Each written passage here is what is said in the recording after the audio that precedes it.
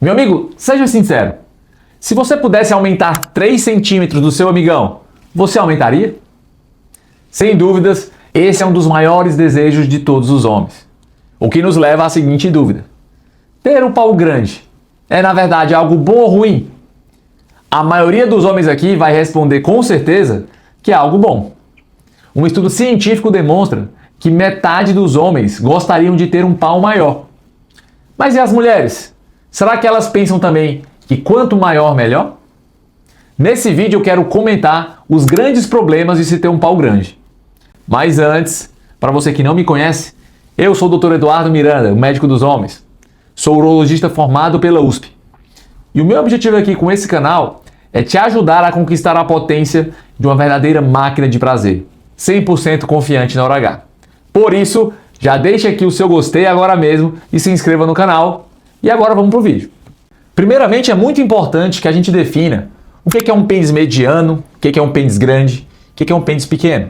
E já deixo bem claro que esses números eles variam muito, não existe nenhum número fixo que vai determinar se você tem um pau grande ou não. A verdade é que temos que trabalhar com valores medianos. Então existem estudos científicos que já avaliaram milhares de homens do mundo todo, de diferentes etnias, e há demonstrações que o tamanho médio do pênis é cerca de 13,5 centímetros. Esse é o ponto médio, querendo dizer que metade das pessoas tem um pênis menor do que esse valor e a outra metade tem um tamanho maior do que esse valor. E aí quando você tem um ponto médio, para saber o espectro que vai englobar cerca de 95% da população, você tem que trabalhar com o valor de desvio padrão. E o desvio padrão, na maior parte dos estudos que são multipopulacionais, é cerca de 1,2 centímetros. Ou seja, se eu pegar a média, que é 13,5, e colocar 2 desvios para baixo e 2 desvios para cima, você vai englobar 95% dos homens. Então, 13,5 menos 2 desvios padrões, vamos arredondar aqui para 2,5 centímetros. Então, até 11 centímetros e mais 2,5 centímetros até 16 centímetros. Então, eu diria que a grande maioria dos homens vai estar nesse espectro aqui, entre 11 e 16. Acima de 16 centímetros é considerado grande, abaixo de 11 centímetros considerado pequeno. Outra grande questão é como que você faz a medida do pênis. É claro que a rigor do ponto de vista funcional, o que vale é o tamanho dele ereto, que é o que você vai efetivamente penetrar. Só que é muito difícil fazer uma medida do pênis ereto, porque quanto mais duro ele tiver, maior ele fica. E é claro que existe uma oscilação da ereção durante o processo do ato sexual. Existe ali uma fluidez, né? Ele não é uma medida estática, é uma medida dinâmica. Então, do ponto de vista científico, a melhor medida é o pênis flácido esticado. Se você pegar o pênis, pegar pela glande e esticar ele ao máximo, esse tamanho ele é altamente reprodutível e ele vai ser muito comparável ao tamanho dele ereto. E é importante que você meça do ponto fixo, né? Do ponto fixo que é a pubis, o osso púbico, até a ponta do seu pênis. Então a gente tem que fazer essa medida. Muitos homens que acham que tem um pênis pequeno, eles estão medindo de forma errada, estão medindo com ele mole, estão medindo com uma régua que é maleável e não considera aquela gordura que fica ali em cima do osso púbico. Então tem vários confundidores. O que vale é a medida feita por um médico. Mas ainda assim, se você perguntar para as mulheres se elas preferem pênis muito grandes, a verdade é que isso não é bem verdade. Os estudos científicos mostram que para as mulheres é mais interessante os pênis que são um pouquinho acima da média. Se a gente considerar 13,5, talvez entre 14 e 15 já seja mais do que suficiente. Pênis muito grandes não são interessantes para a maior parte das mulheres. É claro que isso entra muito numa questão de preferência pessoal, mas de uma maneira geral, acreditem, os pênis medianos estão muito bem. E além disso, é bom lembrar que para o pênis grande, nem tudo são flores. Primeiramente porque já tem alguns estudos demonstrando que quem tem um pau maior tem uma maior chance de pegar infecções sexualmente transmissíveis. E estudos demonstrando que há um aumento de chance de você contrair HPV e herpes vírus, sem diferença quanto à chance de você pegar HIV, sífilis, gonorreia e clamídia. Não se sabem ao certo os motivos por trás desse achado.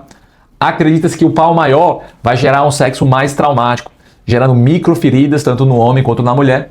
E essa exposição, essas microferidas, gera uma porta de entrada que pode aumentar e justificar o risco desse aumento na chance de infecção.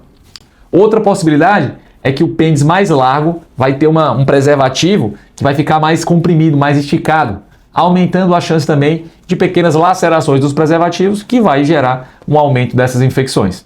Outro tipo de problema para homens que têm um amigão muito acima da média é ele desenvolver dor nas relações sexuais. Então imagine que o pênis muito comprido, ele tem uma maior chance de ficar cutucando o colo do útero da mulher, que para muitas vai ser percebido como doloroso. Daí elas não vão querer repetir experiências com homens que têm essa característica. Nem se fala então na relação anal, que pode ser traumática e dolorosa, e muitas mulheres às vezes evitam esse tipo de prática sexual com quem tem um amigão muito avantajado. Nesse cenário, para prevenir a dor, você tem que ter muita paciência para deixar a mulher bem lubrificada e, de preferência, usar lubrificantes sexuais para facilitar a penetração, para tornar um sexo menos traumático, mais prazeroso e com menor chance de microlacerações, que, como a gente falou, essas lacerações estão relacionadas a um aumento da chance de transmissão de infecções. Outro tipo de problema, para quem é avantajado, são os problemas mecânicos. Primeiro, que pode ser muito mais difícil você conseguir ter uma boa rigidez. Pense aqui comigo. É muito mais fácil você encher um copinho pequeno, um copinho de café, do que um copo de meio litro, né? Então, quanto maior é o volume de tecido erétil, mais sangue será necessário para que ele fique bem duro. E nessa situação, o homem tem que ter mais paciência, às vezes demora mais para ter uma ereção, e daí, se ele se afobar, vai acabar desenvolvendo a disfunção erétil. Sem contar, é claro, que quando o pênis ele é muito comprido, começa a haver uma desproporção entre o comprimento e o calibre. Então, o pênis que ele é muito grande, ele também tem que ser bem grosso, às vezes bem mais grosso do que o normal, para manter uma boa estabilidade. O pênis comprido, quando ele é muito fininho, ele fica dobrando. Então, a maior dimensão de comprimento vai levar, às vezes, uma desproporção que faz com que o pênis fique dobrando. Então, como eu falei, meus amigos, nem tudo são flores, tem que ter muito cuidado com o que a gente deseja. E o último ponto que eu queria trazer para vocês é sobre o fato desses homens muitas vezes desenvolverem ansiedade de desempenho.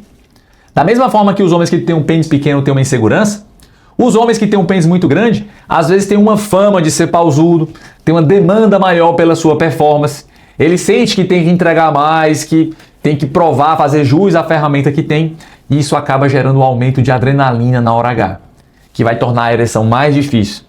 Além, é claro, dos preservativos. Então o sujeito que é pausudo, ele vai colocar o preservativo, isso é ainda mais difícil, isso gera mais adrenalina e desconforto.